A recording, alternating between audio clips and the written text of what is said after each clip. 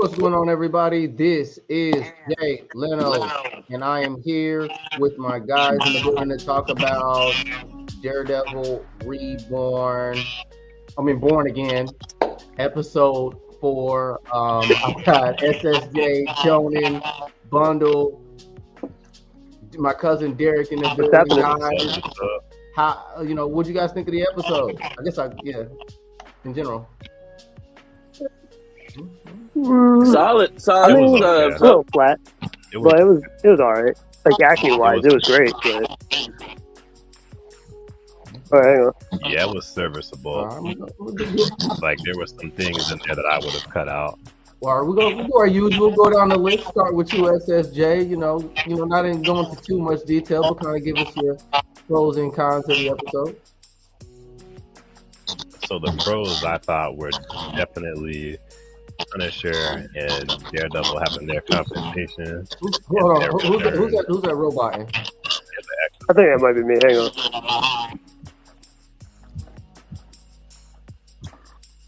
Hello. Okay, there we go. Hold on. Okay. Oh, if I still hear her. I might mute you, yo. I was making sure it wasn't me. Okay, cool. Let me mute myself. How about everybody not talking? They mute themselves. Yeah, just mute up. Yep. Okay, go ahead, SSJ. Okay, better. Okay, so yeah, I definitely enjoyed Hector Ayala's niece that we saw in the episode. I thought she was a good introduction. There was a tease and definitely a hint of her taking on the mantle of White Tiger because she received the mask and amulet from Matt Murdock in the same scene in which she was introduced. The Punisher and Matt Murdock scene was another highlight of the episode that was really good. They had a really good and meaningful conversation in regards to Foggy Nelson. My takeaways to this episode was, you see that black guy on the far right bottom of the screen that you got here? This dude right here took up a good, he took up most of the first half of this episode. I'm sorry, I had to get my laugh off. I'm sorry, but it was mostly just like, oh, I went to jail because I stole some food because I didn't have money because of food. I thought this was unnecessary. Like, we didn't need to see. And then he had an attitude towards Matt Murdock. Oh, why I got a blind lawyer? Like, trying to make a joke of it. And then eventually we find out the reason why he had an attitude. But at that point, I was just like, man, he should have just let him be in jail for the 20 days and that was it. But he gave him 10 days less because he was trying to be nice. The dude still had a problem. So that to me wasted this episode's time. And then Matt Murdock Wilson Fisk and Vanessa, their scenes are starting to get stale and weak to me. Okay. Yeah, I mean, that black dude, I kind of low-key found him a little bit annoying. In the episode, I was like, man, you probably disrespect Matt Murdock like that and everything. I'm like, he was going to get like 30 days, I think, and then Matt Murdock was like, oh no, but I can get you 10. Man, I don't want 10. Like, I ain't going to jail. You going to jail unless you got that bail money. Oh, I ain't got the money. All right, then you going to jail for 10 days then. Right. Yeah, I just look, really wanted to kind of I have no rebuttal for what you have said. Jonan, how'd you feel about the episode? The episode is all right so far. I don't really have anything to really take away from it. Like, definitely the most standout scene was definitely the scene with like Matt Murdock and Punisher and stuff. And this is kind of the first time we've actually seen like Matt Murdock without the costume and stuff, and Punisher actually like talk about vigilante stuff compared to like season 2 and 3 and all that. And then of course the might get him back in here. And there were and then there were fewer. All right, we're gonna until Jody gets back in here with us. We're gonna move on down to Bundle Monday Dooski. What's your thoughts on the episode? Solid new episode. Going off of piggybacking what you guys were saying, the black guy. That it did feel like a little bit of a waste of time. I understood when it came full circle. I understood what they were doing with it. showing the class issue, showing the issues of within the police department and Hell's Kitchen, everything that Matt Murdock stands for and fights for, and how it's an internal battle that he wants to believe in the system, but then it shows how the system doesn't work, but then also like the injustices that it does to people that, yeah, you are guilty, but it's just someone that's trying to do better, but the system just keeps working against them. I did think it took away from the main point, but understanding who Matt Murdock is and why he is a lawyer, these are the cases he fights for. So it's more of just a personal journey for Matt Murdock. That's how I took it. Yeah, unnecessary, but it just speaks to who he is as a character.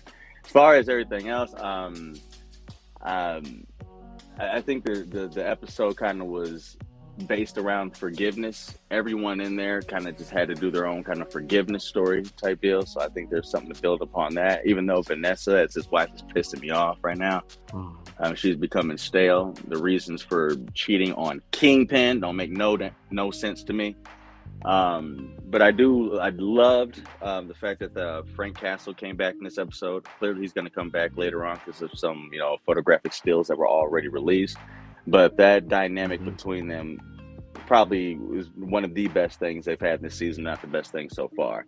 You know what I mean? He really, really got to Matt, you know what I mean? And the whole scene meant something, you know what I mean? Even John talking about, not John Bernthal, Frank talking about how his son talks to him, how he can still hear Foggy's voice. And I thought about that too, because Jonan and SSJ, especially SSJ, was talking about how they think that Foggy faked his death, and then he comes back, because in the comics he does that.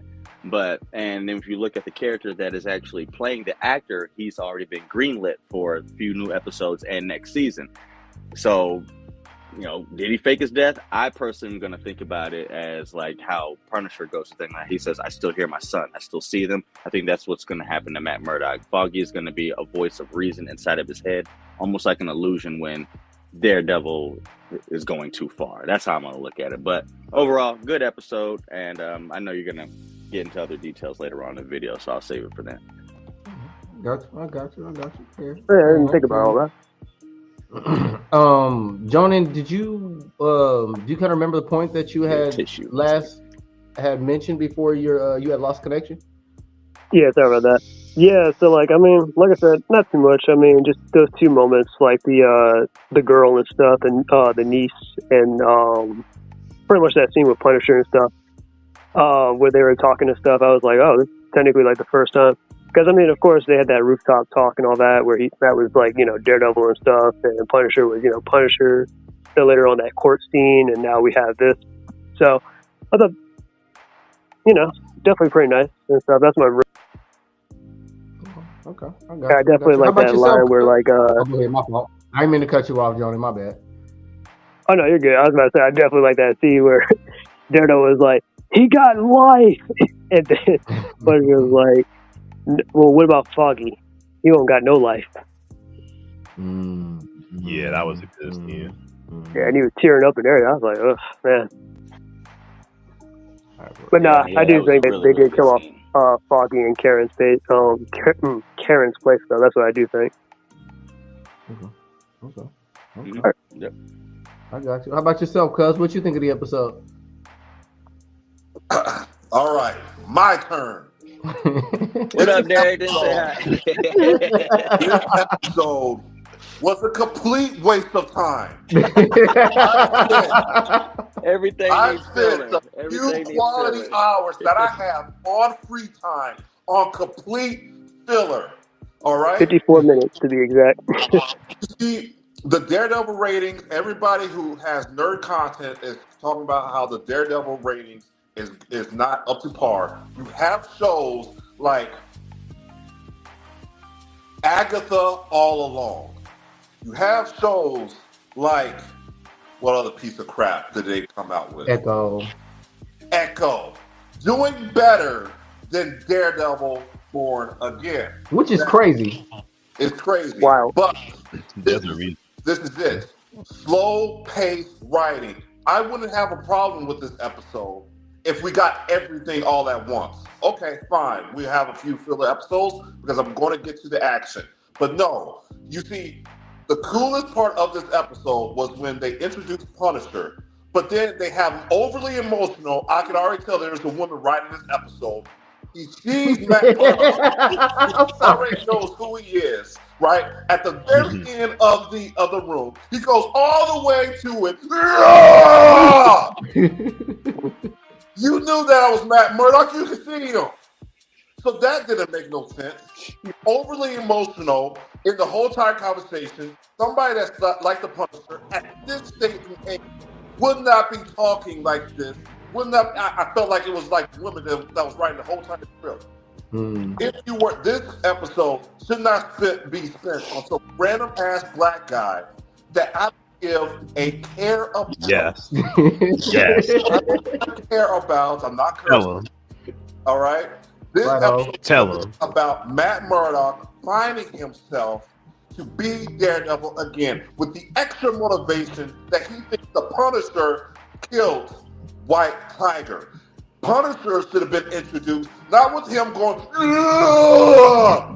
should have been in action, full costume, in a bloody scene full of action. Superhero team up. I would definitely love to see that. This is awesome. This is Daredevil. To get the streets wilding out. So everybody be like, yo, you see that episode of Daredevil? Punisher just lighting dudes up. It should have been that. But no, we get absolutely nothing. We get Matt Murdock doing some boring lawyer stuff with the black guy.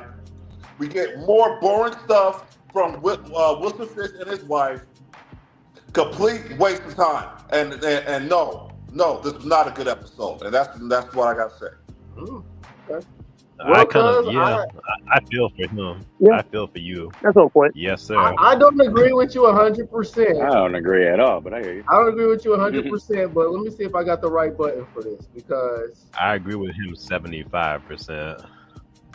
No. 35. Did you earn this button? Hold on.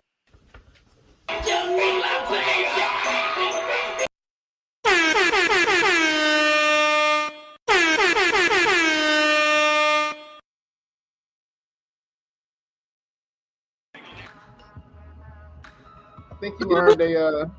I don't know with that energy that button might be dedicated to you. Because I don't know why you come in here with this high school football team coach, but I like it.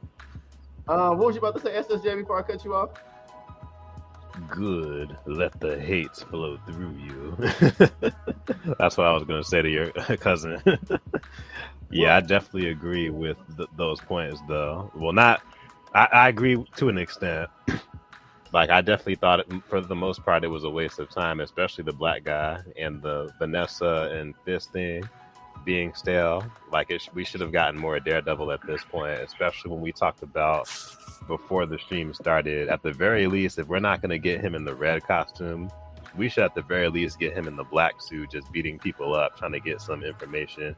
The scene where he went and found Man in Black on the gun, he should have at the very least been in a costume, like beating people up or trying to find out like where that bullet was. Like, why are we just seeing him going around investigating things as Matt Murdock at night?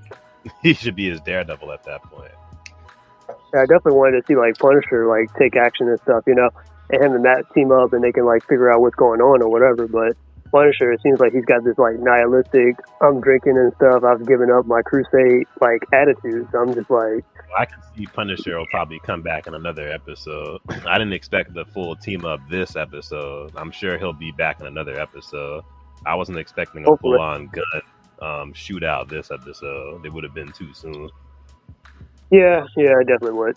I mean, at this, so to I guess to include, it's still a possibility that you can get that action, Derek. If they don't deliver the action scene that we want with Punisher and Daredevil, because they've just introduced Punisher within this season, I think a lot of this might completely destroy Daredevil. Y'all are funny. Because the way it's heading, is too funny. That it might be the last episode to where we see some last. But I don't think this is all filler though. Action. But I'm just talking about that portion of what you said. Yeah, I just think the black guy part was filler for the It's most part. exactly Yeah, what it is. It's I feel exactly like what they you're wanted looking to too. You're make some looking kind too of far statement or into it. something. It's all a story of Matt Murdock. Foggy's not there, Karen's not there. Everything goes through Matt. These are the things that make Matt Murdock. It's the things that make him the lawyer of Hell's Kitchen. It's the things that compel him to be the Daredevil. It's not always interesting. It's not always fun, but these are the filler episodes that build up to the main points later on. We're gonna get our exclamation That point. happens in the comics. It always happens in the comics, and it always happened in the Netflix 3 series seasons before that we all recognize and remember to be great series. They all had filler episodes. They all had, okay, I didn't really care for this one, but it all meant something in the long run. All of Wilson Fisk unnecessary talks about I am not my father and his love for art. It In the went mirror somewhere. garbage and all It that. meant something. It went somewhere. So yeah, you're not gonna get everything, but if you get Punisher full out killing stuff, you take away from the dynamic of the show. You take away from the pacing of the show, and it's no longer Daredevil born again to be Daredevil. It's just Punisher killing killing people. And so, like, this whole thing is supposed to be, I gave up Daredevil. I now need to be convinced that the system does not work. Through all of my endeavors, I'm trying to be the perfect lawyer of Hell's Kitchen. The point that I see justice does not work the right way. I must become Daredevil again. So all these unnecessary, they don't need this. Just go up and beat some butt. Okay, I feel that. But we've already gotten that since 2015 and 16 with Daredevil. We have countless scenes from that. So it's not like we're not going to get it. We're building this up first. But you just said it. I just said it, but the episode is called Born. The episode is called Born, and the season is called Born Again. It's not called Daredevil in the middle. Right. He's done being Daredevil. So you have to now show. Well, hold on, Derek. Hold on, because we understand your mindset towards it. I'm giving you the complexity of what comic books are built in, and he has to have this story to now get there. It can be boring to you all you want, and that's just what filler is. But it's called Daredevil Born Again. He gave up the mantle for 2 years because of what happened with Foggy and his belief in the justice system. So you're going to get boring stories like this, and it's going to have to fail enough for my client goes to jail, my client Hector Aguilar gets his head blown off, and then something else is going to happen to the point that, dang it, I need to be Daredevil again, and you will get the fight scenes you want. You will get the gore. You will get the 13-minute one-shot fight scene that Netflix has always given us before. I promise you it will happen. Okay. You're forgetting one thing, I will say this though. This show was It's pretty much like though. I think there's a quote about Stan Lee where Stan Lee always said that everyone's like a first comic is always someone's first story or something like that, basically. So like this can be like episode 3 or 4, but I feel like it should always capture like what exactly is Daredevil and what's it about, like what to draw you in and all that stuff, you know? Mm-hmm. That's just more of always like a story kind of like standpoint to kind of get people more invested to like either want to go back or continue on forward with like the story and stuff. So that's how I feel about it. Where I feel like they should do a little bit more to try to get people enticed in the story. We got 6 more episodes, right? 5. Yeah, but y'all are also so if the next 4 straight are all action, that'd be awesome. Yeah, that was reshot. I'm still optimistic about. Before, I mean, for what I'm. Show wasn't going to have any Daredevil action whatsoever, and now it looks like we're at this point barely still getting Daredevil action. I understand that there's a story, like Bundle said, that they're trying to tell, but at the same time, Disney themselves have done many adjusting to the story as it is already. So do we really have to sit through garbage to get to the good? Well, it's only one episode. I don't call it garbage though, SSJ. I don't. Well, I'm not calling it garbage. I will say I'm not calling it garbage. And he clearly picks up the mantle at the end of the episode. So going forward, earlier. he's going to be Daredevil going forward. I mean, you saw his mask, you saw him training again. Going forward, he's Daredevil. That conversation with Frank Castle, that changed him. Hector Aguilar dying, Foggy dying. All those guys. But hold on, we're not going to go that far in. We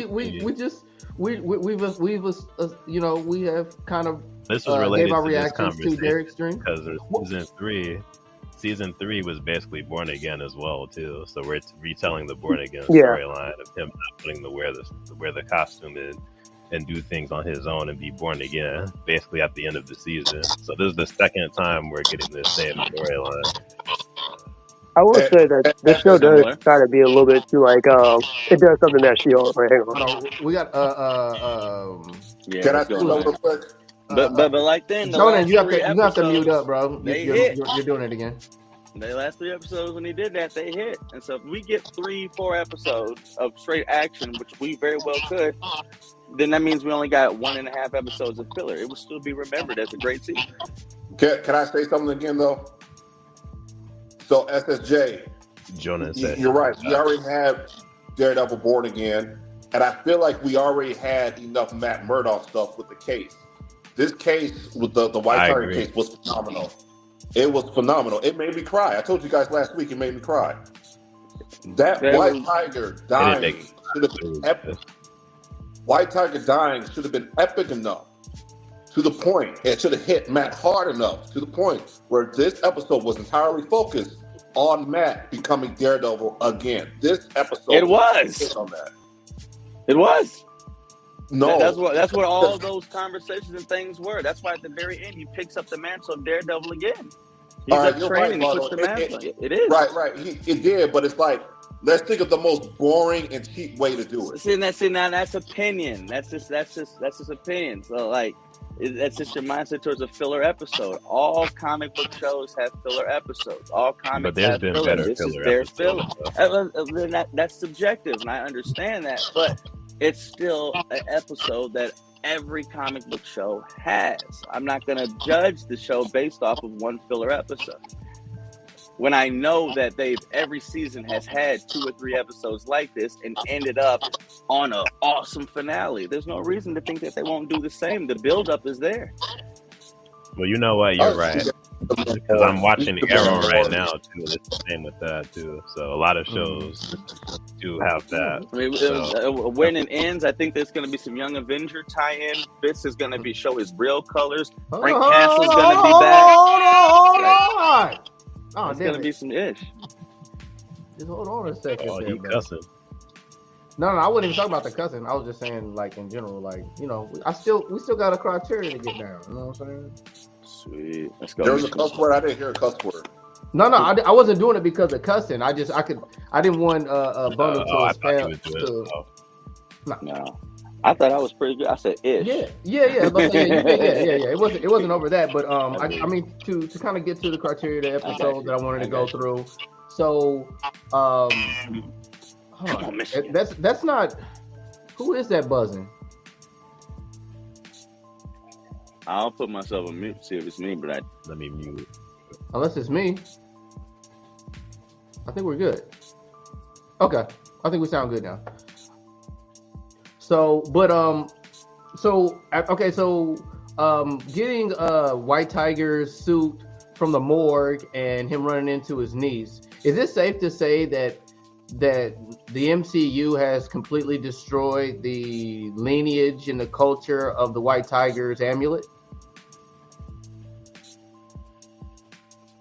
and its ability? What do you mean? Well, like, okay, so in the comics, it would enhance the abilities of whoever was bearing the multiple. Did you mute yourself and unmute yourself, Bundle? You see, I muted myself the entire time and it was still going. So it's not me. It had went away for a second and then it did, but then it came back, and that's when I started pointing because I was like, "See, I'm still muted and it's going on." So I'm gonna mute myself again. So if it happens again, you know it's not me. Okay, it possibly could be me, but basically, what I'm saying is at this point, is it safe to say that this amulet doesn't have any enhancements or abilities towards the White Tiger?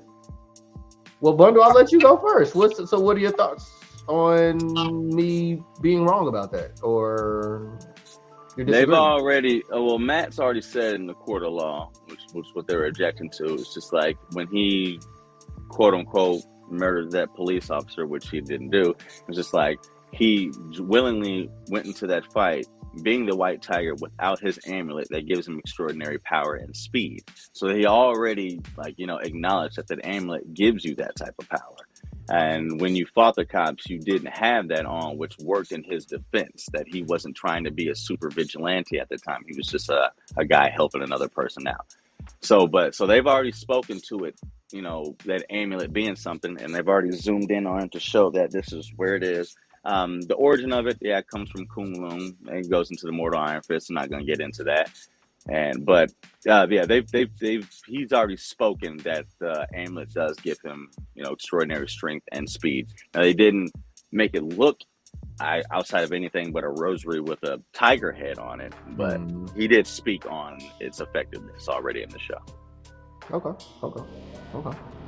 All right. I mean, everybody in agreement to that? I mean, to me, he just kind of broke that down to me, and I just thought that it was a little weird that they put it within evidence with everything else. I would think that something that powerful, something that precious, wouldn't just be tossed in evidence bag like it's any other piece of jewelry. I think police, like the crooked cops should have been fighting for that or something, or trying to use that so they can be powerful and do more corrupt things. I just thought that was a little odd. And that's probably why you question, like, is this the real amulet? Because it's special. Yeah, agree. We kind of talked about that before we started recording to answer that, but yeah. But that's why I'm talking about it now, to elaborate on it again. Oh, yeah, well, they had, like I said, I was going through, Easter egg, channels and stuff like that, and apparently that scene where we spoke on it, the niece comes up to him, speaks how she hates the city, hates the cops, and Matt Murdock consoles her, puts his arm up, she takes it, and they walk together. They zoom in on the evidence bag and the amulet itself. In a deleted scene, when she gets close to the amulet, the tiger's eyes glow when it's around her. They just took that out of it. So it wasn't that the cops were, why aren't you fighting over it? Why aren't you fighting over it? It was passed on as evidence given to his lawyer to be given to their family. That was that scene. So yeah. And it also kind of speaks to like her, and I won't say power, but at least her light. I don't know what you want to say. When she got into the morgue, remember when Matt Murdock was talking to the morgue guy and stuff like this, and he was saying what happened to the casing, blah blah blah. He told him what was going on with Hector Aguilar's body, the brain fragments, whatever like this. And then he looked down the hallway. Remember, they had a scene that Matt does this, and he hears some random footsteps, and then he looks down the hall before the doctor does, and the doctor's like, "How'd you get down here?" And it's his niece already. So it's already showing her already that she has prowess of the white tiger, whether it's like Catwoman-like abilities, light-footedness, stealth ability, whatever like that. But that was a deleted scene that if you look on, YouTube or whatever, New Rockstars, Emergency Awesome, whatever like that, that was a deleted scene that when she gets close to the amulet, the tiger's eyes were supposed to light up. Okay. It didn't happen. Well, I guess the next question I got for you guys is, gone? Yeah, I think it just went away. At least in my ears, it did. Yeah, I don't hear nothing. All right, no. But I'm just keeping myself muted. I got you. Yes. SSJ. So, what'd you think of Angela Del Toro in general, and I guess making her appearance and her interaction with Matt Murdock? Yeah, for the most part, I liked her because I already have pre-knowledge of her in like her teaming up with a Spider-Man in future comics when she actually is the White Tiger. So the actress herself was pretty good, and she displayed a good range of emotion for her uncle Hector Ayala, and her being pissed because she doesn't believe that New York and the police is doing anything about it. She knows that they're crooked cops, so that's definitely a setup right there for her to be White Tiger in the future. Yeah. Yeah. How about yourself, Joni? Yeah, like I said, pretty much as Jay just said it. I mean, I think she's pretty nice and stuff. I got too much of an opinion. It kind of makes me think of like if you guys seen like that CW Stargirl and stuff, like how the Justice Society got like killed off and stuff, and basically like the new kids kind of came along and like was like wearing their like stuff or whatever and was like getting their powers. That's where I feel like they were taking her direction, which we can all kind of see from a mile away. But Yeah, that's my takeaway from it. It's So comic that should be interesting. because You said unfortunately, it's comic accurate. the male white tiger. Yeah, because unfortunately, the male white tiger is not really alive in the comics. It's usually he dies and then his niece or his daughter or someone like that takes over. It's always a female white tiger. How about yourself, Cuz? What you got? I think that's what Kevin Foggy and the crew loves. They love getting rid of the man and having some girl take over. So that's perfect for the MCU. Yeah, and they gave the man very little screen time of actually doing anything that was White Tiger stuff. So Not the MCU, the MCU. Correct. The MCU, yes. Facts. Because I don't know what I'm watching these days. It ain't Marvel though. I'll tell you one thing. MCU crap better in. They better give me some action. I got you. All right. Well, Bundle. What was your take on seeing Angela Del Toro?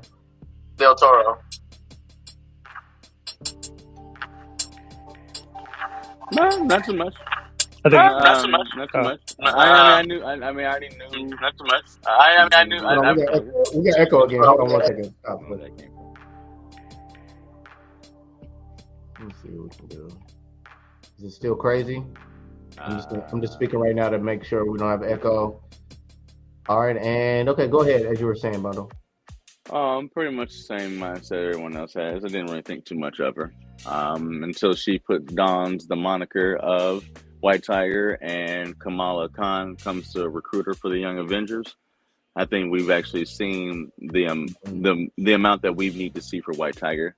Hector Ayala's character did enough, and yeah, I mean, she will be. I don't think they need to show her anymore. There's nothing else that story will do to progress anything else. I think that's enough of a motivation to help progress Matt Murdock's story. I think now we need to just go into seeing where Wilson Fisk goes as mayor. How will Frank Castle come into this? What will being Daredevil do to Matt Murdock? And will Bullseye get let out of prison? You just don't let a character like that go in the first episode and never touch him again. Come on. Yeah, I look. I had that in my back pocket as well, sir. You know. Someone came off of mute on that one. That's what that.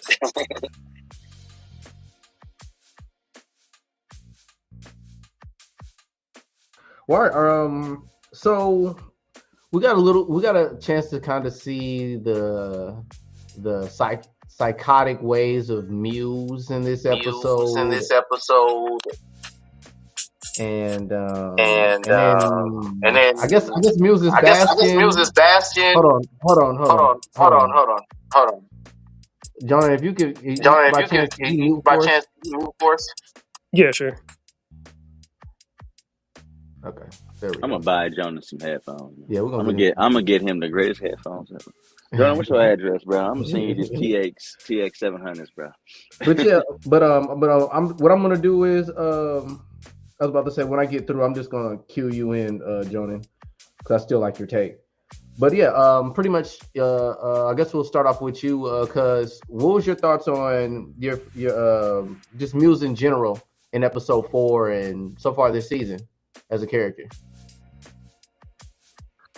Very creepy, and I believe that Comics Explained came out with a video covering Muse, and he made it the title Muse the most violent character in Marvel, or something along those lines. Okay. So, I'm very interested in knowing more about him. The whole torture scene at the end was good. I just feel like, again, it goes back to the structure of this episode. We could have seen more violence from Muse. We could have seen more violence from Punisher. I just feel like it's a lazy way to do things. It's a saving money way to do things. And I feel like right now, with all the money that they have, they should be investing into one of the most popular characters, which is Daredevil. So it just goes back to what I'm saying. They're taking the easy way out. They're giving us crumbs. They're not giving us what it can be. because this episode could have been awesome, but this gave us the basic and plain stuff, and we're just supposed to like it, I guess. Okay. I got you.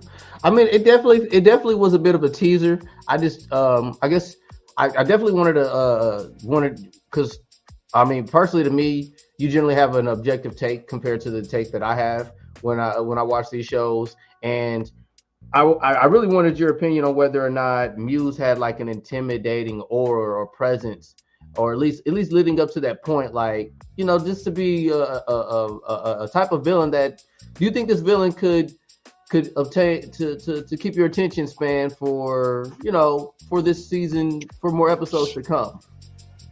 Absolutely. Yeah, absolutely. I feel like he's very interesting so far. That I feel like, yeah, once they give us more of him, it's going to be even more engaging and more immersive. So I'm looking forward to Muse and knowing more about him, because I absolutely have no idea about him, but he does seem interesting and creepy. Okay, I got you. Well, Jonah, what was your take on Muse?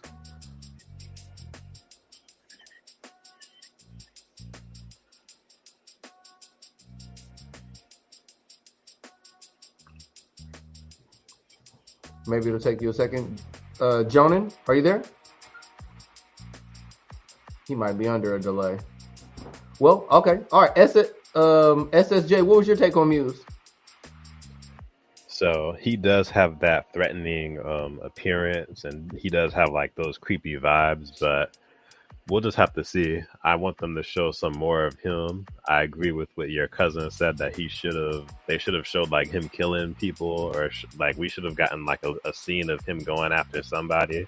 It's just off-screen stuff, which is kind of the issue I had with Moon Knight, where they just show like a lot of the violent scenes that we were supposed to get. They just black out and show off-screen. And Daredevil is not the play. Like, we need to see it all. The same thing with well, we'll talk about that part when you get to it later on. But yeah, Muse, I definitely just want to see more of him though, and hopefully he poses a interesting threat to Daredevil himself, because I don't know if he's a fighter in the comics or not, or if he's just somebody who just so happens to be deranged and he's a serial killer, and as soon as Daredevil gets to him, he just beats him up and throws him in jail. Jeff, which I feel like that's the latter. Go ahead, go for it. SSJ, do you think that if this was Netflix Daredevil, would have we got some more violent scenes from Muse in this episode? 1,000%. 1,000%. Bundle shaking his head no, but 1,000% yes, we would have gotten more. I was cracking my neck at that time. So in a way, we thought that we were getting the same Daredevil, like, oh, it's violent, oh, it's gritty, but Disney is finding a way to Disney-fy it, correct, SSJ?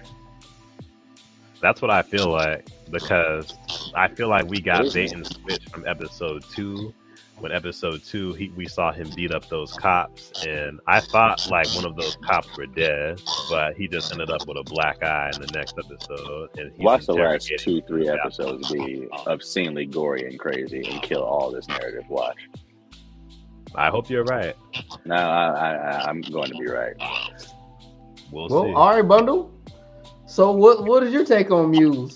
It's boring. Okay. He's boring so far. He ain't showing him do nothing. I mean, he's a Bansky artist that and takes out people's blood, paints them, and paints a whole bunch of Wilson Fisk portraits all over the city. I'm sure they will mean something. We've already seen who he is. Bastion. He showed up in episode 1. It's Daredevil's girlfriend. I really need some help, you know. So they already showed who his face is, who he is as a person. But outside of that, it's like what, you know. As Jay said, he's not shown to be a fighter. You know what I mean? Nothing like that. Daredevil put hands on him and throw him in the jail. So unless he ends up kidnapping, like maybe Daredevil's girlfriend or somebody of importance to the story, maybe Wilson Fisk's girl or something like that, because he's wife, because he's always doing portraits of Wilson Fisk. I don't know what he will mean. He's not a super villain. He doesn't have superpowers. You can't fight like that. You're a freaky artist. So the only thing that I can think of is that he ends up kidnapping some people that our main antagonists and protagonists care about, and it puts him in a position to have to to show who Daredevil is and who Kingpin really, really is. So that's about it. But outside of him, I don't know where they're gonna go with it. All right, you guys can hear me, right? No, yeah, I can hear you again. Now I can. Just go Michigan State. So what'd you? I got my headphones in this time. So I heard your question and all that. What did I think of Muse? I mean, honestly, he kind of comes off as like a C-list kind of villain and stuff. I don't got too much of a take on him like that per se. Looks like the Crow. Definitely a gory type of villain. I never really heard of the character until honestly, I saw the trailers for this show and I was like, oh, well, let's see what this guy's about. Nah, ain't nothing to remember. The Definitely mindset you have on him right now. All right. Upward says this got the Disney treatment for sure. Muse is boring, and we don't have an established villain yet. But next week we do get 2 episodes, so maybe things will get to rolling. It always happens. Mm-hmm. Every single Daredevil season, the last 4 episodes are always the holy episodes. Every single season. Okay. Always busting. Now the other guy who's sharing almost as much screen time as Matt Murdock is our guy Fisk, aka Kingpin.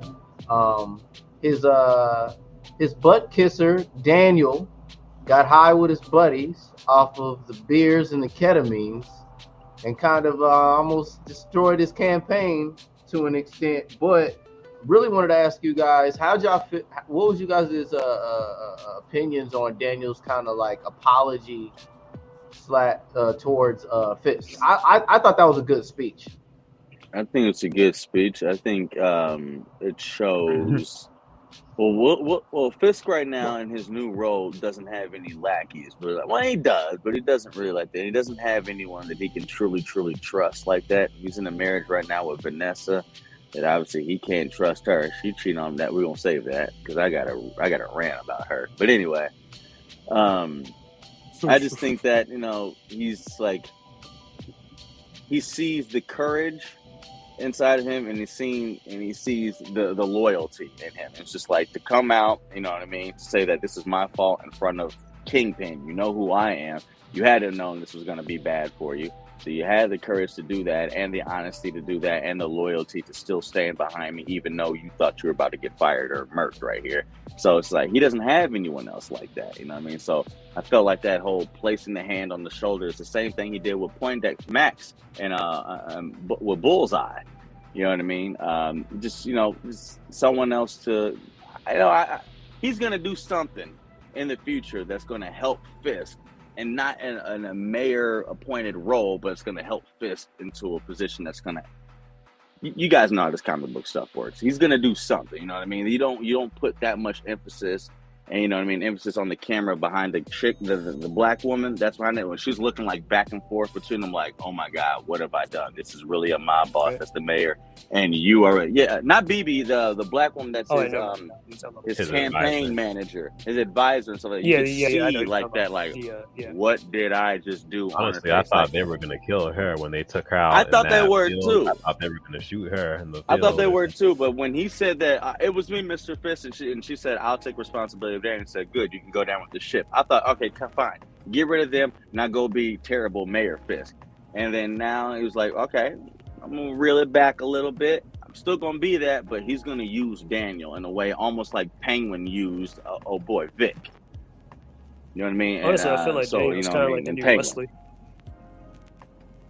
Yeah, well, the other guy is the new Wesley.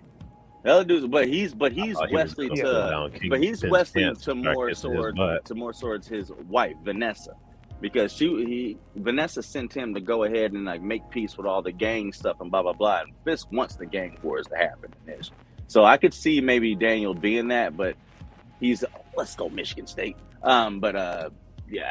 He's gonna mean something later on into the episode. He's gonna do something, enable Fisk negativity in a way that we're going to be like, oh my God, I just don't know how. But shout out to James Gandolfini, rest in peace. That's his son right there. So yeah. Gotcha. Well, how about any of you guys? Let's go with you, SSJ. You better call time out. Oh, sorry. How I thought about Daniel's speech. I guess like the relationship, like Fisk. It was a good speech, but I thought there was a lot of sucking sounds going on in the room. I was like, man, this guy's about to get on his knees and start extracting his butt like this guy. But at the same time, yeah, it was a good speech, and based on other videos I've seen, I feel like Kingpin definitely forgave him because he saw himself in him based on that apology. He didn't want to become the monster that he was back in the past since his father abused him. So I feel like that was definitely something that was character development for Wilson Fisk, because he always said he wanted to change, and that was him changing.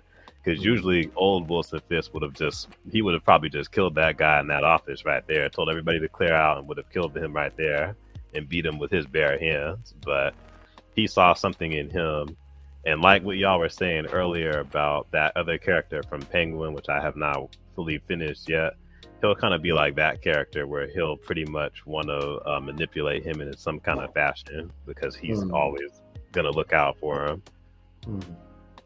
Good acting too. Yeah, I thought it was. I think he kind of sees him like a surrogate son, kind of, Yeah. That's I'm not gonna lie. At first, towards that end though, with Adam, I low-key thought that that was Daniel for a second. I was like, oh man. I was like, oh, you think that this is he'll the guy that's be been cheating on Vanessa. the surrogate son that Wilson Fisk and Vanessa have, that is known as Rose in the comic books? Yeah, that's their actual know son. about Rose? Fisk. Yeah. Well, in the comics, I know of that this character, he's supposed to be like an alien from like another planet that invades Earth. Okay. But he ends up becoming like an ally or something like that to like the Avenger. So I don't know if they're going that route with this character. So we'll see. I just realized, obviously, you just said Adam's being kept in that dungeon, so Wilson Fisk isn't really forgiving him, even though the whole episode's supposed to be about forgiveness. But that's the reason why Fisk's knuckles look like that. The first 2-3 episodes, they kept like zooming in on his knuckles. They were all bloody and broken and stuff. You notice that? That's something else I want to make a rant on. That's cool and all, but why don't they show us? Why ain't showing beating like, him on him? This guy? Like they should show that. Like is don't he just doing tell that? us. Yeah. Yeah, but what if they show he's not doing it? I'm not going into. Nah, he's beating at him. Nah, he's doing it. I'm stay with that. I don't know why they don't show that. Maybe it's just a budget issue. Or it just brings us some piece of laziness issue. Disney. It's a budget. You can see what they got. For the last 3-4 episodes. To what Upward and Derek had said that this is maybe it's Disney. Not one. Disney. Obviously, it being Disney is obviously a thing. Obviously, being Disney is a thing. But I was like, wait till the last 4 or 5 episodes come before we like read this, because some people. I remember I was dealing with people with the Invincible season that just happened. But then you look at the last 2, because they're like, after the first 3 episodes of Invincible, it kind of went down the next 3. But then you look at the last 2 episodes of Invincible, it's like, that's why. All the animation went to those last 2 episodes to show up in that Invincible, and which we needed, which was awesome. You know what I mean? So now, and I look back at it, those 2-3 filler episodes that didn't have the action I wanted, when the animation wasn't that good with Powerplex, I'm like, because I got what I wanted with Conquest. That's what they needed to get right. And that's what I'm still holding gold for this one, because every single season they put out, the last 3-4 of Daredevil have been like, I see y'all, okay. Everything needs filling.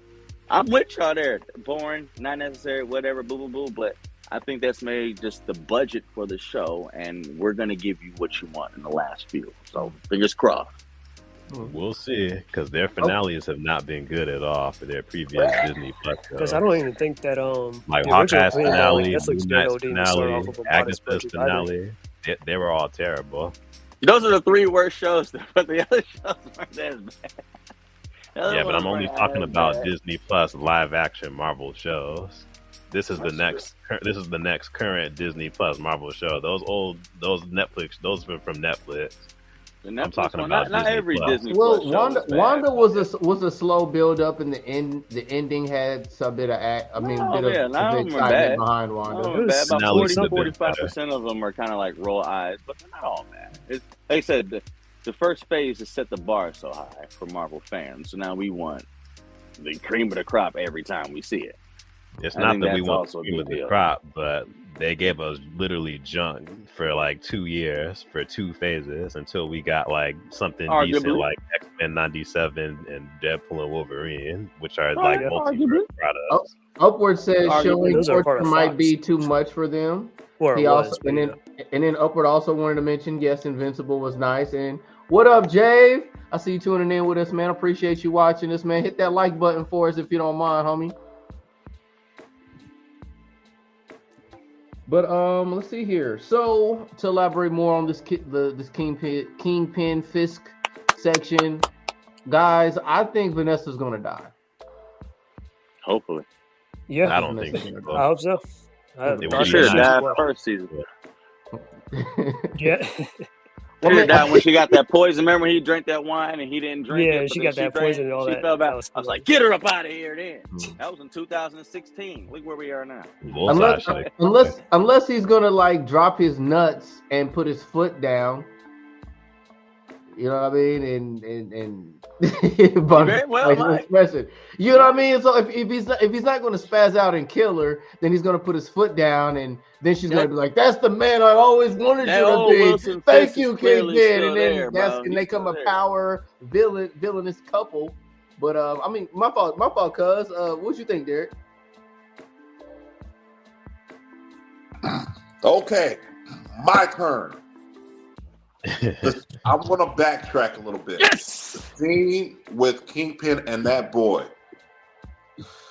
Kingpin has been tensed up for just about the whole entire Daredevil series because ever since the betrayal of Wesley, I don't think that he really trusts anybody. And he always thinks that people that want to align themselves with Fisk is trying to get something out of it. What do I get out of my association from you? Whereas Fisk, he never really got true human connection. And that's why he is so obsessed over Vanessa, because he finally gets that human connection with her. Okay. When that kid apologized, it was the way that he apologized. Fisk saw sincerity, the same sincerity that he sees of Vanessa. And you can see it in his facial expression as he was apologizing. He was actually shocked because he can feel the genuineness that was coming from that kid. And I think that that was actually brilliant because you saw the emotion, you saw the battle of Fisk being the tough guy versus Fisk being the human that he wants to be, but he might be afraid to be because he feels like he lives in the world where he can't have that human side because people will take advantage of that human side. So he forgave him, but he said, but he got to make sure he respects him. So he was like, hey, this will be the last thing you do again if you mess up again.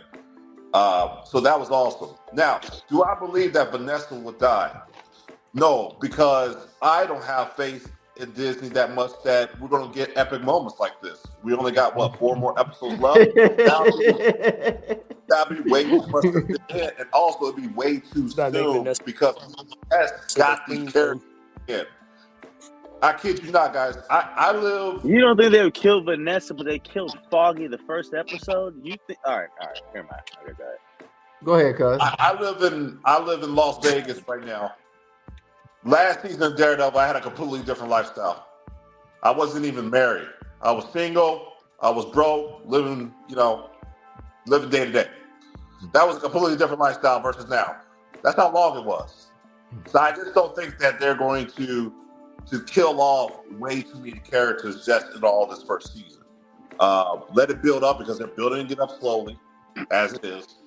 And so I just want some damn action. This thing's got to pick up. We got to get some speed because it's like what SSJ said. We've been getting bullshit. We've been getting breadcrumbs for years. Try and slow down on the profounds. Oh, man. I'm sorry. Oh, Okay, I'm going to mute myself because I already messed up. It's cool. It's not excessive, you know what I mean? But, appreciate it if you slow down. Jonan, is your mic on? Yep, I'm back. Common sense, speak, please. So, Jonah, what was your thoughts on Daniel's apology, his speech, and as well as, do you think there's a possibility that Vanessa could die in this season? Well, like yeah, some of you guys already said. I mean, well, or like I already said, he kind of is like the Wesley, anyways. Definitely sucking up a lot to the Kingpin, that kind of thing. Really did feel genuine though. That's just my takeaway from it. I don't know what more they're gonna do with Daniel besides do this like father and son kind of thing with the Kingpin. Vanessa, yeah, they might just kill her off. For all I know. I'm not sure if Kingpin's gonna do it to try and get back to action or whatever, but yeah. Or this is gonna be The like Muse gonna do it. somebody like some rival is gonna kill Vanessa, and then this is gonna be like a relapse for him or something like that. I don't know, but yeah. She's dead. Okay. He said what? She's dead. They're gonna kill her. If they Oh. don't kill her, it's ridiculous. They've killed off far more meaningful characters. They've already done so this season. Like And Ulrich. then this is what gets Kingpin back to Kingpin. Other sides, he's just this nice political mayor that's not Wilson Fisk, not Kingpin. He's not going to be an issue to Punisher or Hell's Kitchen or Spider-Man going forward if everything goes his way. She gonna go. And on top of it, she's actually, when they filmed her, which is why it always looks so stitched up, she was actually only on set for like 2 episodes or something like that with him. So that's why every time they show him, they're always so separated. And like that, when they do show him, they only will show like a shoulder of her or the back of her head or something like this. You don't have any like episodes or scenes with them hugging, interacting, or nothing like that outside the first 2. So yeah, they definitely getting her out of there. She's aged out of the role. She wants to go ahead and do something else. She has no IMDb further than this. I mean, if they don't kill her, fine. But if you don't, then how you close the chapter on? Because he can't move forward without her, obviously. That's the character you made Wilson Fisk to be. So if you want him to be Kingpin again, he got to go. And you've already killed more important characters to the story, so to think that she's above reproach is... That's why I came up with that conclusion. Like, I was like, this shit's about to die. She gone. They killed That kind of made me Foggy think in of the something first too, episode. actually, Like, come to think of it. What's up? They killed Elektra. They killed this girl. I mean, Stick. Right, Gun, that's how I felt. everyone I'm that's like, really come on. important to Daredevil has been killed. I mean, even the people he got, Over even his clients. campaign. Like now, But nah, now that's all of a sudden actually she's the one that's makes me- cheating on him, that wants to take over his business, that's getting in the way of him being the mayor. She's not gonna stay. No. The catalyst of her death brings about the Kingpin we will know and love. Yep, because he loves her so much. SSJ, thoughts? I thought we already all gave our thoughts on the this already. All right. Well, okay. Yeah. Well, okay then. What was the next question? Next one, moving forward, we can talk about this Punisher scene. That's what I wanted to close this with. That's a great scene. I wanted to close that with the Punisher. Like I'm gonna start this one off. Shoot! Just to keep it a buck. Like seeing like I kind of really like that the Punisher. They kind of wrote both selfish chicks that leave their man, or something like that. I kind of like that Punisher could read Matt Murdock, and Matt Murdock was like trying to hide his emotions and like play a mental game with Punisher, and Punisher basically called him out on his stuff.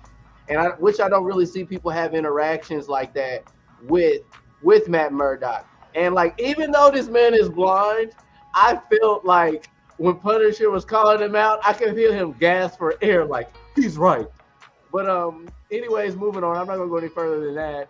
But you saw that was getting to Matt Murdock. He was talking to a Matt like that. What normal dudes do, like if you get too close, they throw their head up behind them, whatever like that. They start looking around.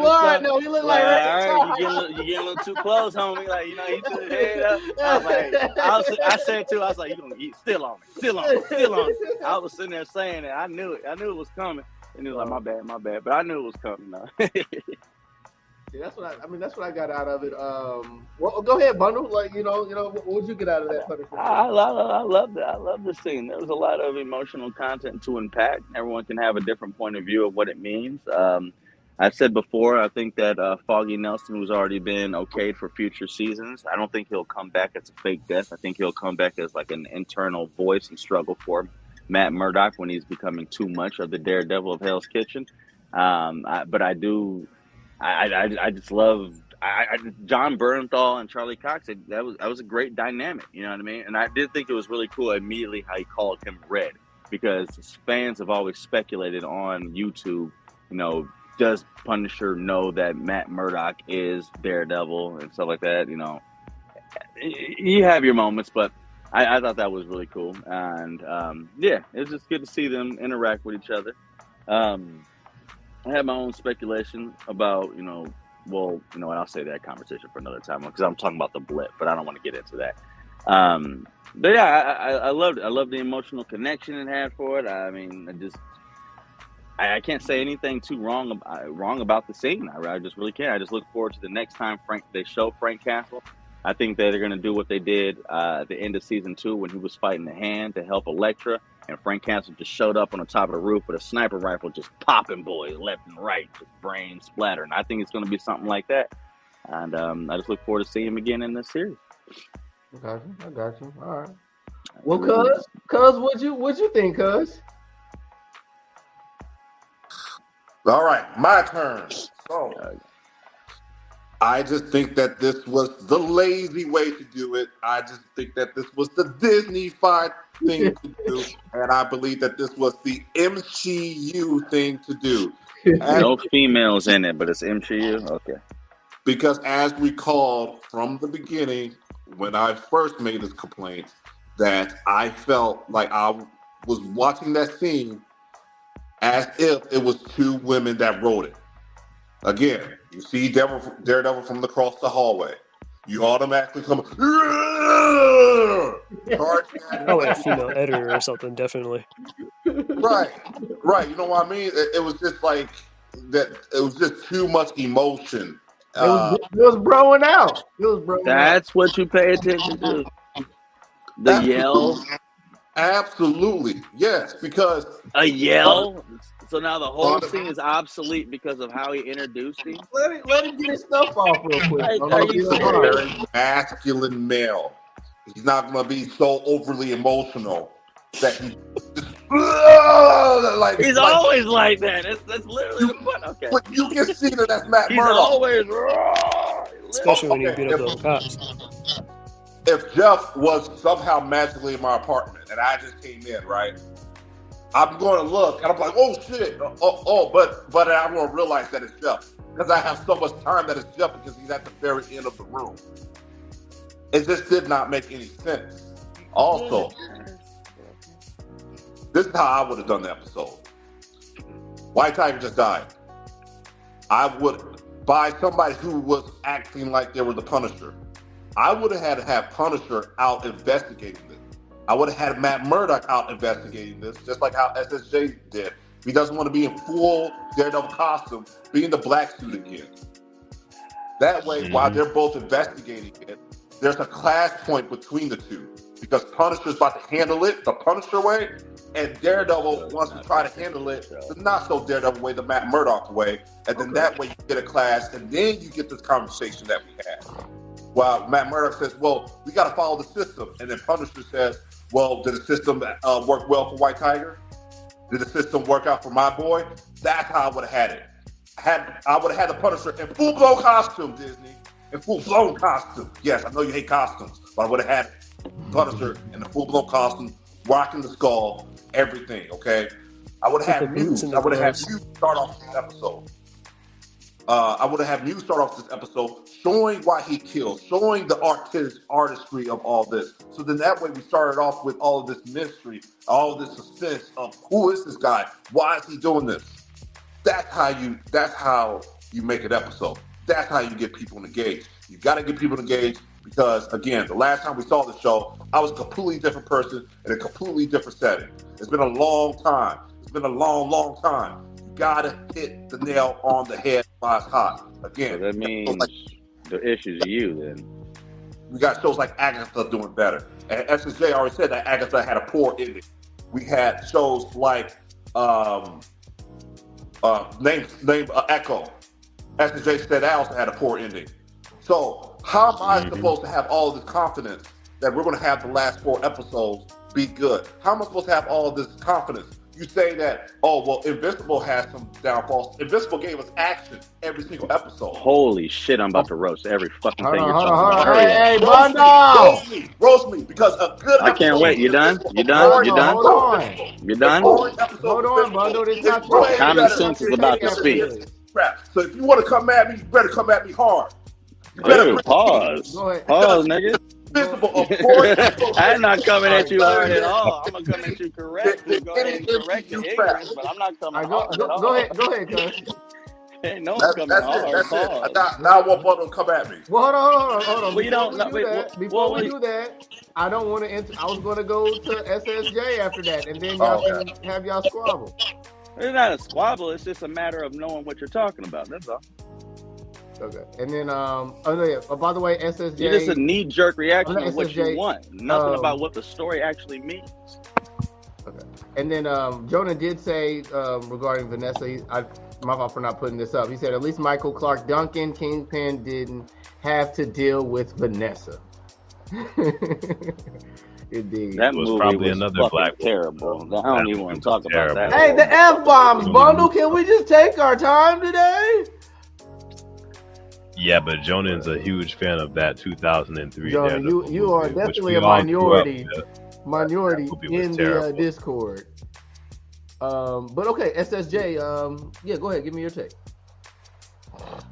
So yeah, I thought it was a good conversation, but it should have been like, I do agree with some of the points that your cousin was saying. Like, we should have had some more build up to it, but I still was not expecting a team up, like anything like that, to happen this episode, because we just freshly got introduced to Frank Castle. We just freshly got reintroduced to Frank Castle. Yes, it was that terrible. I'm reacting to Jonan's comment. Yes, that 2003 Daredevil movie was hot garbage. It was that terrible. Yeah, Michael Duncan. He shouldn't. Punisher is like, we're definitely going to see him in more episodes, but at the same time, I do understand where your cousin is coming from. Like, we definitely should have seen like it shouldn't have just been that one confined 5-minute little scene. We should have at least seen him go out and potentially, like, the scene where we saw Matt Murdock go and look for that bullet. Punisher should have been out there with him at the very least. No, he shouldn't. Why the hell would he even be out there? He doesn't care about the law and fanboys. He's in hiding. Why would he now care about a shell? I think he would care if he sees that someone else is using his bullet. No, he didn't, because as soon as he showed it, he said, "Oh, another fanboy," and didn't care about it. Even the comic books, he didn't care about him. Why would he care about it? Okay. He never cared I'm about sure, any of the Punisher.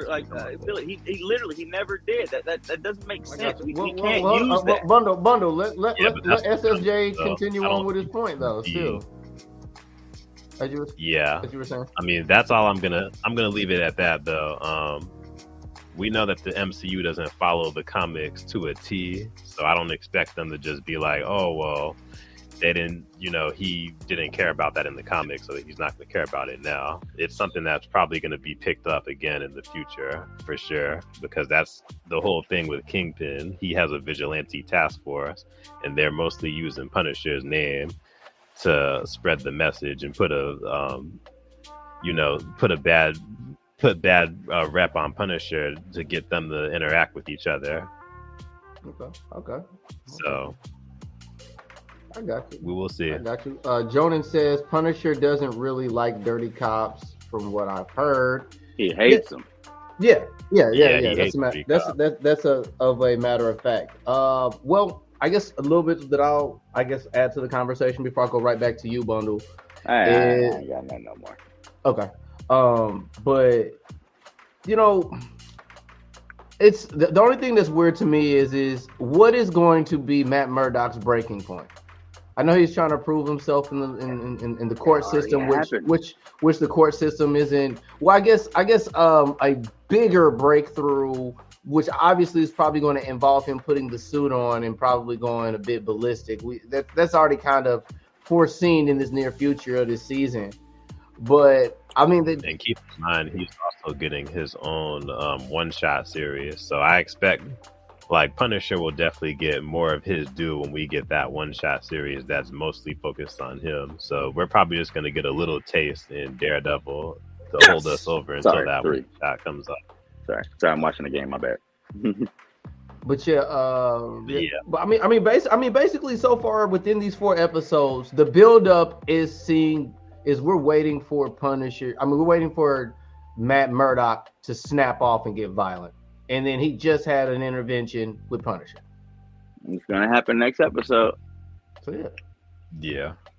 It's Punisher now. It's Punisher now. Yeah, it makes sense. Yeah. I'm gonna go over here to the chat. Upward says it's okay to call out bad writing. Why mention that if he just brushes it off and doesn't give a shit? Hopefully they come back to the fanboys.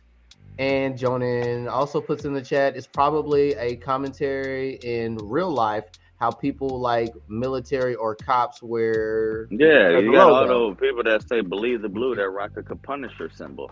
Mm-hmm. And that's exactly what it is with crooked cops. Okay. And then Punisher hates those guys. Mm. He has it all the time. He don't care about them. Matter of fact, he kills them. So I've got one pointless opinion to ask of you guys that on this episode that I'm sure you guys paid attention to.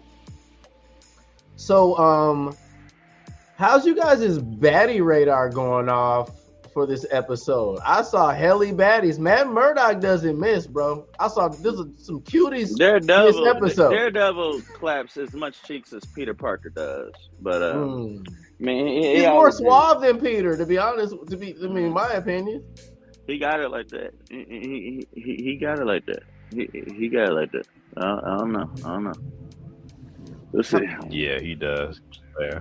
I said that in my previous video too. Like, he's got away with the ladies, and I can't remember my rewatch season 1 of Daredevil, I remember there was a scene where Foggy and him were having a conversation, saying, "I don't know how Matt Murdock gets all these women when he can't see, and they somehow end up being fine." And then he said, "Well, he just pulls that, oh, I'm blind," and then touches on their face. It's like, oh, let me see this. You know? So I thought of that when you were saying that too. Like, that's probably how he gets all the baddies. Mm-hmm. He can tell that they bad just by the smell or what, just touching them or something like that. Just she mad thick. Like, how you know, bro? He's about to say he's got heightened senses, bro. He can just sense the work out. Hey, he can't tell what a chick had to eat. Told her what cake she ate this morning. Now that's weird. But I feel yeah, that is weird. Like, that had to be digested. You can smell that. Like, was it that Latvian prosecutor, the one that he had to talk down to about lowering that guy's sentence? She's bad to me, bro. I don't know about y'all, but she's a French chick, but I feel you. But yeah, she. I mean, she was. She got the croissants. I feel you. What about you, cuz? Are you allowed to elaborate? She got the cheddar baked biscuit. I don't know what it's like over there at the Simmons household. Well, wait. What you mean? He can tell you if she bad or not. All right, my turn. Sophia. He remembers Sophia being bad. Sophia Falcone. He was like, Sophia Falcone bad as hell. I was like, I feel you, Derek. Yeah, she is. What's happening? Wait, my turn. You think Megan's tight? To answer your question, upward, yes, he can.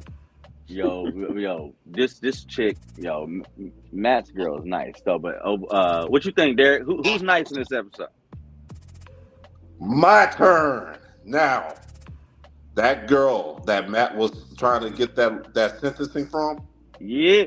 With the big old forehead. Oh, shit. I'm sitting there doing that. She is bad. She badder than a mother lover. Oh my God. She's some French actress. Yeah, and his girlfriend too. His new girlfriend. Yeah, his girlfriend's cold. My bad. Yeah, his girlfriend. I like. His girlfriend's cold business, bro. To the point I had to look at some younger pictures of her. Whoa. Jordan said Daredevil turned down Black Widow for Heather Glenn, the girl in they show currently. Oh, wow. Yeah, that's in the comics that happened. So If she look But like him and if she Black look like Widow- this in the episode, I understand. My fault for cutting you off, cuz. Go ahead. So here's my thoughts on why, how Daredevil knows these women are bad. I believe it's the voice. It's the voice. When you talk to a hot chick, you kind of know the kind of voices that they have, right? And so, like, I know, like, anytime that I was online dating or whatever, the voice of a chick, I can kind of know, okay, she's probably attractive. And then you go see her, and then she is attractive. When a girl's ugly, you can kind of tell in her voice. Hey, hold on. Just let me cut you off for 1 second because Upward has something else to add to the conversation. Upward, I mean, considering that he can tell what they have eaten, Upward, Yeah, I just answered that. Upward for says Upward. he can also tell if the chick's box is found. He's got a box alert sense. Yeah, he Add can. that to the combo. Oh, that Go would ahead, be cuz. crazy Yeah, if your definitely pH is off. That would. Oh, Matt's gonna know. I mean, I know it'd be Yeah, he bad for probably Wolverine, could. but for him too, though, that's vicious. Derek, look what you started. That's horrible. That's horrible. You know, but that's the same for every human being, then, bro. As you were saying, cuz. That's gonna be terrible. Even niggas Yeah, think. yeah, but that's interesting. So you'll know how many guys she's sleeping with because you can smell the pH balance. So yeah, like, oh man, she's for the streets. I smell. Oh no, like, Or if she didn't clean that thing out. He can smell the man on her. He can smell a different man on her. he can smell all kinds of cockadoodles. So he knows who she had them to. He knows who she had. Cockadoodle. See, I knew getting rid of profanity that somebody was going to get creative. I knew someone was going to get creative. Yeah, so he has all the senses to get the baddest, purest chick around. Which, hey, that's a superpower. That's why he's a superhero. I'm gonna start seeing Matt in the courtroom with his nose. Hey, he did hit She-Hulk though. He did hit She-Hulk. And She-Hulk bad. I told you. I He love got that She-Hulk. gamma goo. She-Hulk be giving it up though. Hey, didn't he bang She-Hulk in the She-Hulk We don't war? talk about that show. That was a joke. It show. was a joke show. Hey, speaking of that joke show, real quick, I will say one thing. Remember when Matt Murdock called his partner Christine, and she said she had to take the Madison case? You think that was the Madison from She-Hulk? That was the Madison with two Y's, but not where you think it is. Remember that bit? Oh, remember that trick? Nah, No. Yo, probably a different. you don't remember She-Hulk? Like the woman that Wong helped, brought her away from Mephisto. She was on the stand for She-Hulk, like 3 episodes. Madison with the Y, but not where you think it is. You remember that? I didn't watch the Yeah, I whole know who you're series. talking about. I just wonder if she said that she had to work on the Madison case, whatever, like this, and I just noticed that when I looked at it with the captions, they spelled it that way. So I was like, oh.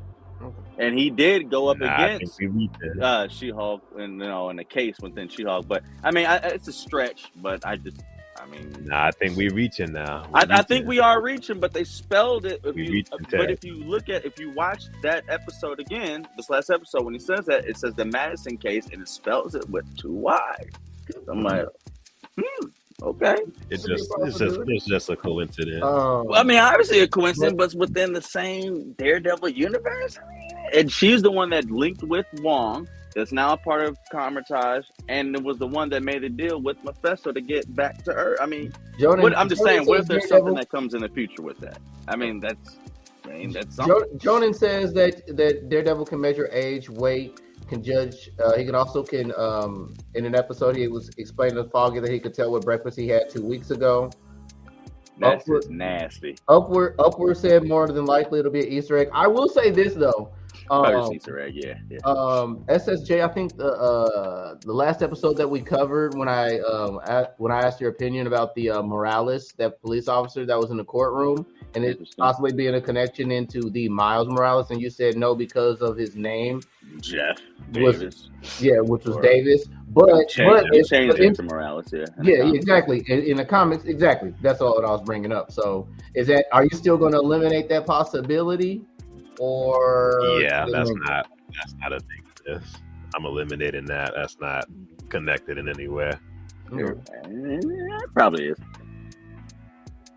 Eh, In New probably not. York, his Disney's last not name is Morales. They try to make everything now connected these days. I mean, it wouldn't surprise me. Everybody's in New York though, so It's true. it's just a Wouldn't coincidence. surprise me though. I don't It think wouldn't surprise me. him. I'm not gonna be like, oh my god, everybody's here now. I'm not gonna do that. But if they now 2 years, 3 years from now, go ahead and make that correlation, I'm like, man, I'm not surprised. That make one hell of a quiz question though. Like, what was the first sign? You know. Yeah, I mean, I wouldn't be surprised. I mean, because Angela Del Toro, the one you're talking about, the first time she was mentioned is what, the second episode of Jessica Jones? No, fourth episode. Yeah, but they wrecked. They retconned it. I saw one of those Easter egg channels, which is probably not a Yeah, good my idea to always watch. I just remembered Let me it. see, I But don't- like, I mean, even though she's not there, but they Yeah, try to make I the think that got correlation. wrecked. I think it was more just paying respect to Whose what. mic is that? Yeah, I don't know whose mic that is. Yeah, Miles' Uncle Aaron. Yeah, with Donald Glover and Homecoming. Yeah, I muted myself to still hear it.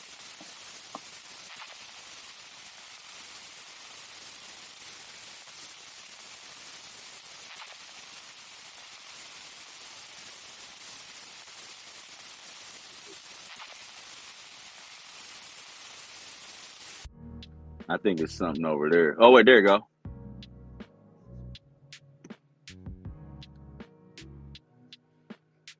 All these things could just be random mentions of names or Easter eggs, but I think they put those names there just like, hey, if we care to make it canon or continuity wear on, be like, hey, remember we mentioned that 6 years ago in that one movie?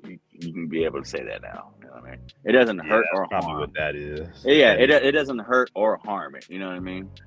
So it's just like, if it doesn't mean anything, then you get to be like, see, told you his name's still Davis. It's like shrug shoulders. But if you come to it and be like, oh yeah, we mentioned him 6 years ago in Daredevil, it's like, oh, okay, cool. Don't mean nothing, but it just doing it there for the So sake I'm of it. gonna go ahead and record this real quick. So if they don't mention it, I'm gonna come back to all of y'all. All y'all owe me $50 in this stream. Because Disney does not care about Spider-Man and Miles Morales. Disney don't care about it. Look, Jonan said that Miles' Uncle Aaron was in Homecoming. He was Donald Glover. Childish Gambino. Yeah, that was Childish Gambino's character. But that was Sony. I don't see them bringing them into the like bigger picture of Marvel unless it's a Spider-Man They brought him back film. in Multiverse of Madness. Brought him back in not Multiverse of Madness, but the Multiverse Spider-Man movie. Remember when he went to the Spider headquarters? Yeah. Again, it's Sony. Again, it's Sony. I don't see them actually bringing him into like the bigger picture unless it's a Spider-Man Sony film. They're not gonna do anything else with those characters like that, unless maybe Disney sells Spider-Man or buys out Spider-Man, which would be great. Disney's stubborn like that, so it's really hard to see that a future of that being that way. So I agree with that, but I mean, who knows? Who knows? I don't put anything. I'm not gonna put it past. You thought that they were gonna do it with Tom Hardy and his Venom, and had like Venom pause lick the screen at the end of when that one was like, "Oh, you coming over to MCU now?" Yeah. The next. I don't know why, but I had a feeling they were never gonna cross over. I just knew they weren't gonna cross over. I didn't think so either. I thought Sony was too proud, but then they acted like, "Oh," then they showed it, and it was like, "Okay, we got something to look forward to," and then they did nothing with it. All right. It was just a matter of Sony being stupid because we found out years later that we could have used Spider-Man in any of these films and they decided not to. So that's just stupid, Sony. They that's just Sony. That's Spider-Man. Yeah, that's you're right. That's one I would never argue that. That's just Sony. Sony's been dropping the ball on a lot of their Sinister Six, Amazing Spider-Man. Things they did with Vulture, Morbius. Don't get me started. And Madam Web. Don't get me started on Vulture. I'm willing to kill somebody over Morbius. Web. I don't how know they destroyed that. Morbius, Madam Web. I gotta rewatch Morbius. Matter of fact, I never watched Morbius. I didn't. I gotta probably check that out. You might have to get. You're gonna have to get high to watch that. That's how bad. You know what? That might not even help you. That might not even help you. That's one of them. Oh wow. That's one of them. I watched this so y'all don't have to. That's one of them. Even I was just like, what is this? What did y'all do? Intentions were there, but it's cheeks. And Madam Web, there was nothing about Madam Web that's good or digestible. I think Batwoman was better I did all that research into what was supposed to happen in Madam Web, and I wasted my time just like I think it was it was SSJ when I did one of the weekly updates. He was like, you told him. I was there. You're wasting your time studying, talking about the spider totem and how important it's supposed to be. He said they're just gonna, you're not even going to introduce to what you're talking about. 7 packets of ass. Like it was basically a CW version. Derek, did you see that? Did you see that? Of these girls. Madam Web? Yeah, did you see Madam Web and Morbius and stuff? Did you see that? It was terrible. No, I've seen none of the Sonyverse films except for the first two Venom films. Good. Because you would hate Marvel more than you do now if you saw. Well, try to make a Spider-Man story without Spider-Man is ridiculous. It's like everybody in Sony was in the room and was like, you know what would be a good idea? Let's make a Spider-Man. I like that comment from Jonan. Morbius was definitely not okay. That movie was top tier trash. He's saying it's okay. That movie was top tier garbage. Can I cuss? Had the actors for Actually, it. No, I'm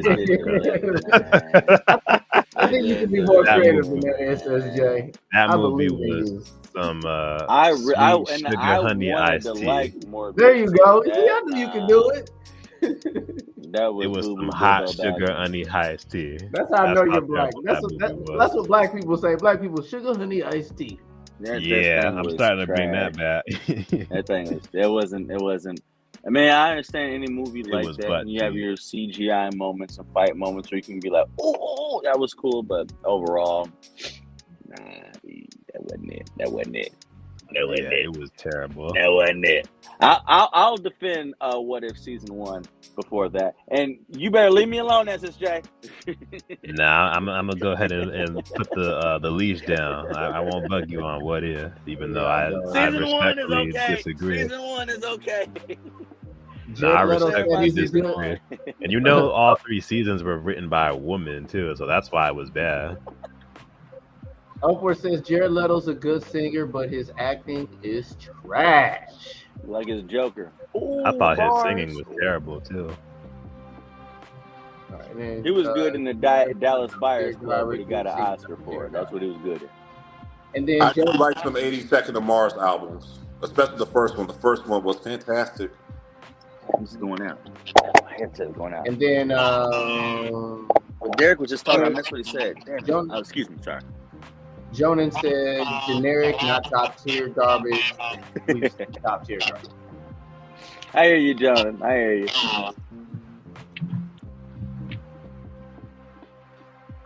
Jonan, I feel you. You see the ugliness.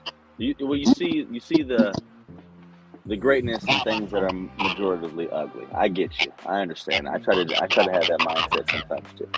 Because that's your mic. That's doing the echo. Okay, there we go.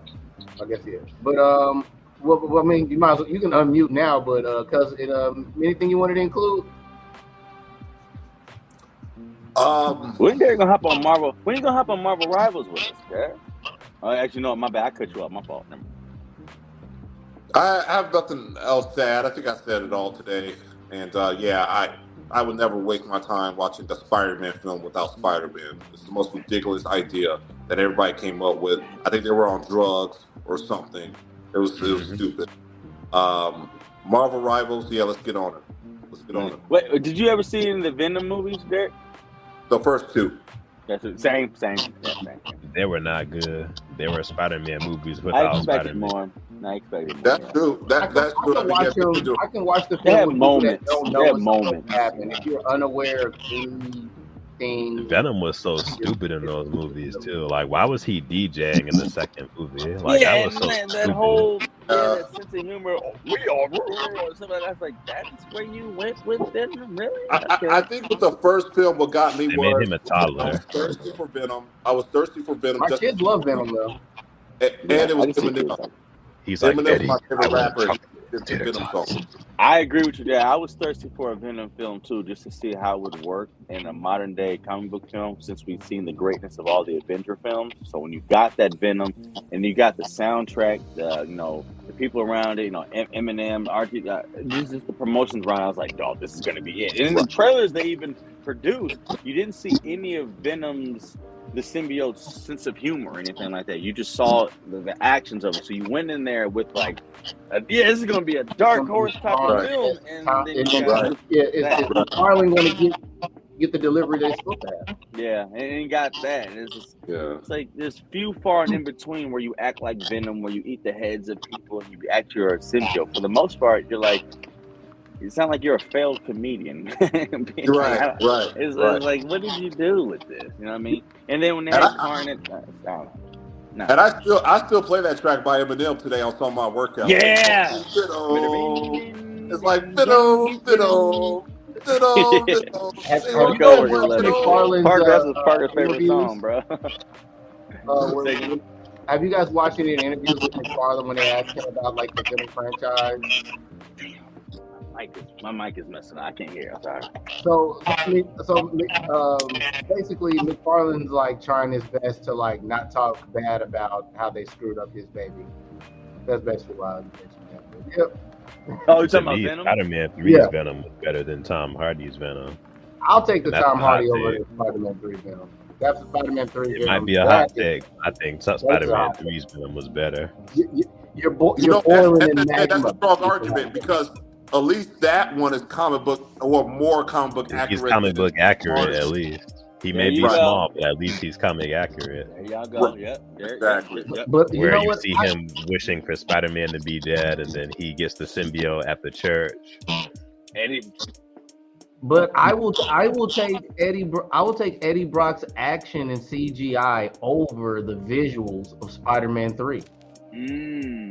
I would too, but the no spider on the chest bothers me though. Yeah, he said it. Same here. Facts. He said but no spider on the chest. In Spider-Man 3, they turned Venom into a wet Goomba from the Mario Brothers movie. You know, you remember? You have to put the picture up. I mean, he looked that bad, bro. That he's roasting Topher. He's roasting Topher, y'all. He's roasting Topher. What was the last time you saw Spider-Man 3? Well, why does it so long? Probably like 3 years. I can barely hear you guys. Probably like 3 years after the movie had actually came out. I don't think he still looks that bad. The only thing is he's just small. That's it. As a matter of fact, Topher Grace is a small actor. Video game. Yeah, the Spider-Man 3 video game made the Topher Grace Venom comic book accurate size. He's bigger in the game than he is in the actual movie, which that's canon as well too.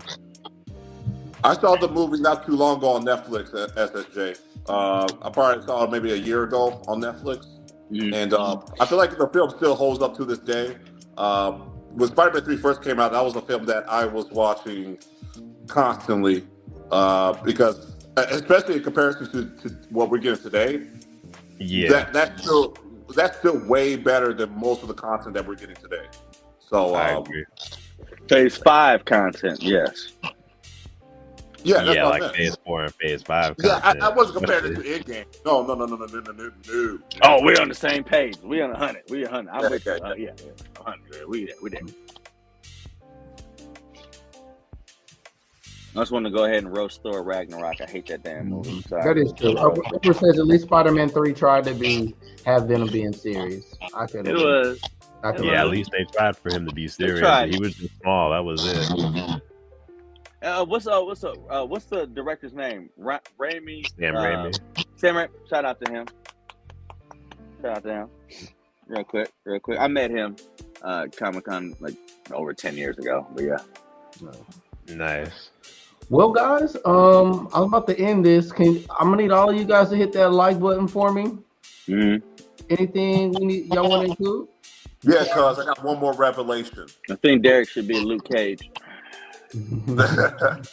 when Spider-Man 3 came out, it's ironic. When Spider-Man 3 came out, it's ironic that at the time we were complaining that it was too many villains. And now look at the crap we're getting today. I never complained, but I guess that right. if that was the consensus of what people think, that's crazy. I mean, yeah. Well, yeah. Well, we can hear you. You sound kind of far.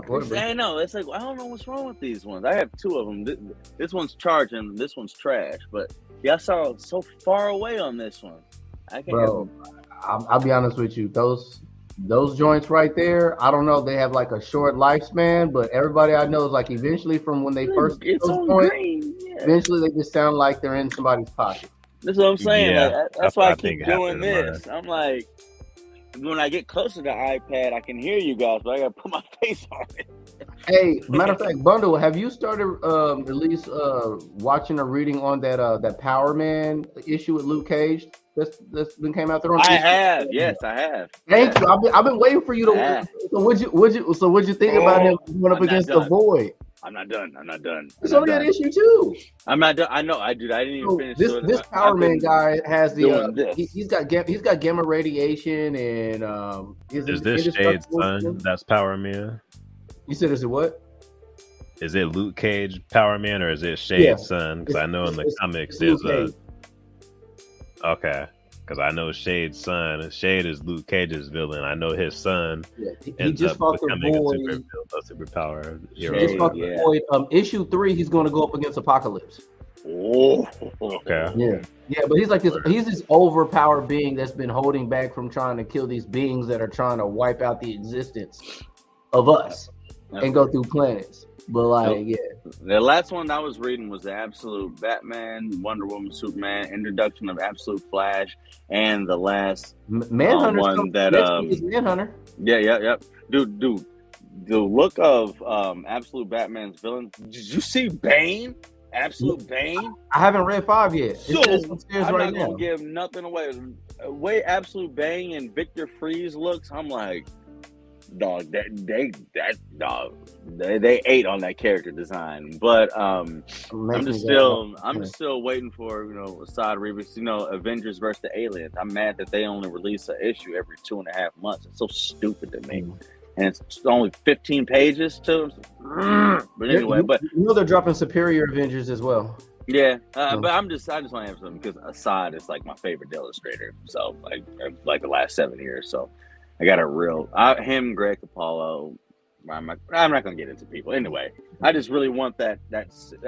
I just feel like the Avengers versus the Aliens story was so much better than Wolverine versus Predator and Black Panther versus Predator. Even though I love Predator more. But the Avengers vs. Aliens story is just so much better, man. It's art, illustration, the writing. I love it. Anyway. All right. I'm about to end this stream. I'm gonna be on this for a little bit, even after it ends. But if anybody wants to, I know it's 1. Anybody got a game of Marvel Rivals or 2 in? I'm with it. Sure, I got to wake up mad early, and I got the kiddos. So do I. So. But that's on you guys. Feels. I understand. I didn't show you the ink joint I got. It's one. Sorry. This is a Japanese illustrator. Even though his last name is Murata, not Yusuke Murata, Yusuke Murata. That's cool. But he goes by Shin Murata, which I think he took because old boy makes the One Punch Man. He couldn't even speak or sign the stuff. Dude just had to go ahead and put a stamp on it. I got his long little. He made this One Punch joint in front of me. It took him like 30 minutes to do, bro. I came back for it. There's the other joint I got at Comic-Con. He just kept bowing at me the whole time. He couldn't even sign it. He just put his stamp signature on it. He didn't do nothing English. Jonas said, I got the gym. Are you talking about my cousin? You talking about how big my cousin is? So I got the gym. It's one of the things I can think of. He's trying to make reference to how big you are, cuz. I got the gym. The IBF Pro. I got the gym. How many times? Hey, Derek, are you gonna eat again tonight, bro? Before you go to sleep? Wait, is he even there? There you go. Go ahead, hit him with it. Hit him with it. Let him know. Derek for Riggin, let him know, cuz. I got 2 more meals today. 2 more meals. Even at 1 a.m., you got 2 more meals? before you go to It's sleep? 10 o'clock here. Oh, that's right. All right, it's 1 a.m. where we're at. All right. Yeah, it's 1 a.m. over here. Damn, 2 more meals? What are they going to consist of? I'm making sweet potato and chicken breast. Uh-huh. The next one is just protein shake and oatmeal. Dude, I would throw up in the morning because my stomach would be too full. Just, 6 meals a day, bundle. 6 meals a day. Jordy wasn't making fun of you. He was saying that he's got to work out in the morning. With me saying I'm about to hop off and get up early. He said 6 meals a day. You do you meal prep it out, or like your calorie intake already established? Yeah, my coaches have my plan labeled out, and I just cook as I go. Scheiße. Because I work from home, so I just I go to the kitchen and back and forth to my office. I got you. Just miss my days. Yeah. Well, all right, everybody. About to end this. I appreciate y'all for hopping in. I gotta lay it down. I'm still stronger. It's all good. No, I'm playing. Yeah, I'm probably gonna be asleep as well. I work in the morning because Red Bull's getting mad busy, but I'll give one run up group, hurt some boys' feelings, and hop into bed myself. Michigan State and all my teams won. Let's go, State! Let's go, State! Mm-hmm. We're gonna win it this year. Come on and raise up, take the shirt off. You know what I'm talking about. You know what I mean? That's why it's all green in here. Michigan State, Spartans #2, and see we going there. We're gonna beat Auburn in the Final Four. Put your money on us. Let's go. All right, I'm about to press this button. But hell yeah, it is. Good luck for you. All right. Good luck for you. You know what it is, good people. It's great talking to y'all again. Peace. But next time y'all have a free time on Marvel Rivals, you see me on, don't hesitate. Hit me up. We gotta get it in, people. Gotcha. All right, man. Y'all stay safe. Much love. Yeah, we're gonna hit you up. All right, my boy. Peace.